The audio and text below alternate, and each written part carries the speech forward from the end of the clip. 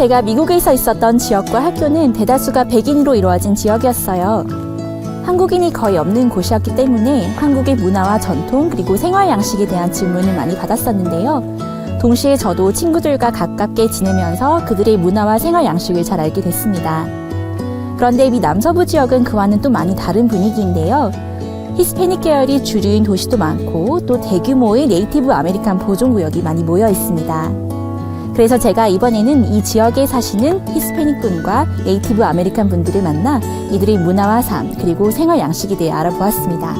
그럼 함께 만나러 가실까요? 뉴멕시코주에 위치한 갤럽에서부터 여행을 시작했습니다. 갤럽은 애리조나주 경계선 근처 그리고 역사적인 66번 국도에 위치한 작은 마을인데요. 저는 이곳의 원주민인 나바호족에 대해 더 알아보기 위해 이곳을 다녀왔습니다. 나바호족은 유럽인들이 미국에 정착하기 이전부터 이곳에서 살고 농사를 지었던 부족입니다. 현재는 자치국인 나바호 국가에서 살며 박물관, 체험관 그리고 관광지로 자신들의 문화와 세계를 나누고 있습니다. 이곳에서 저는 이 땅을 지키는 데 힘쓰는 목장 주인인 도노반을 만났습니다.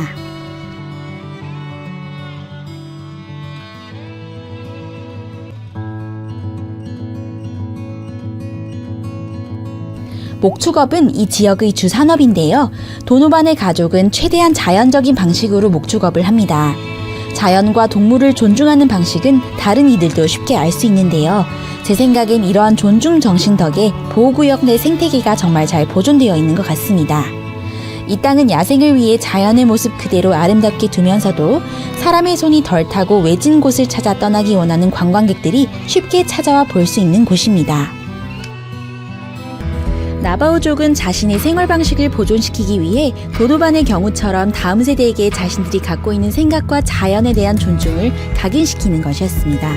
도노반의 자녀들을 보며 저는 보통 같으면 SNS에 푹 빠져있을 나이인데도 얼마나 그렇지 않은지를 보고 깊은 인상을 받았습니다.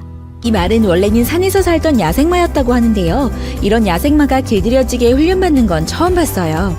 제가 힘을 주는 다리 방향대로 말이 방향을 트는 걸 보면서 정말 감탄이 나왔습니다.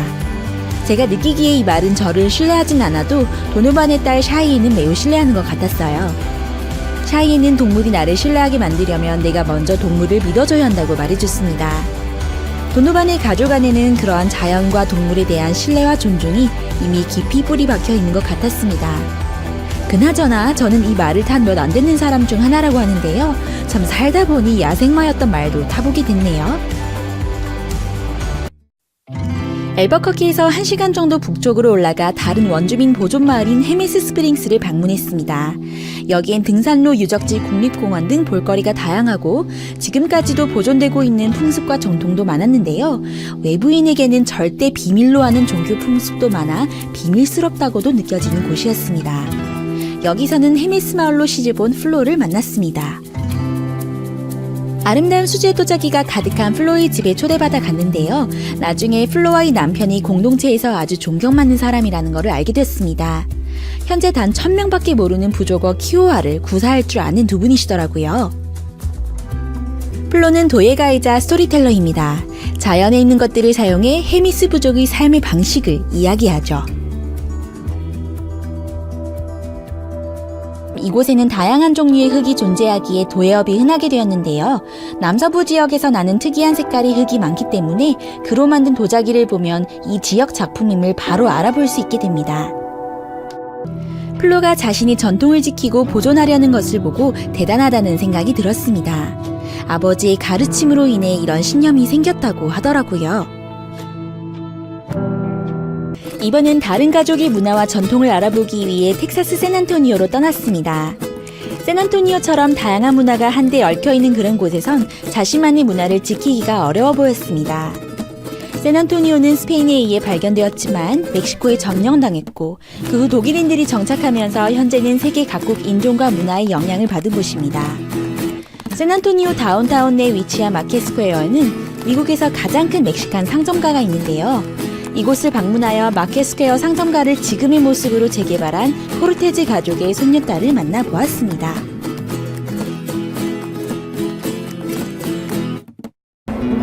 코르테즈 가족은 자신들의 문화를 보존하고 나누려고 했습니다. 그리고 이 구역은 그들의 성과를 입증하는 곳이 되었죠. 음식, 옷, 보석, 장난감, 장식품 등등 이곳에는 없는 게 없을 정도입니다. 낮에는 마술과 공연이, 밤에는 음악과 미술 전시로 거리가 활기를 띠고요. 카리뇨와 함께 구역 곳곳을 걸을 때마다 괜히 저도 뿌듯해지는 것 같았습니다. 이번 여행을 통해 다양한 문화를 경험하면서 시야가 넓어졌고 생각이 확장된 것 같았습니다. 나바우 국가에서 저는 목장 주인이자 자신이 사는 땅의 수호자인 도노반을 만났습니다.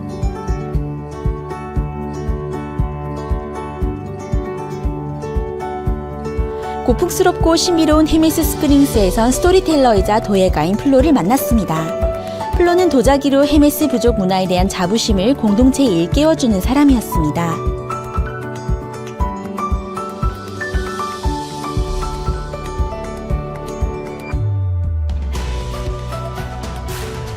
그리고 마지막으로는 히스토릭 마켓 스퀘어를 부흥시킨 코르테즈 가족의 일원인 카리뇨를 만났습니다.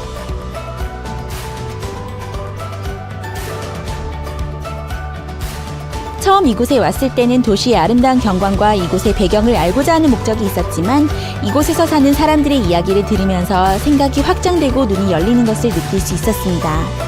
눈에 보이는 것이 다가 아니라는 것, 동물을 존중해야 한다는 것, 내가 사는 땅, 언어, 전통과 문화를 보존하고 아끼면서 후대에 전하는 것이 중요하다는 것을 가르쳐 주었습니다.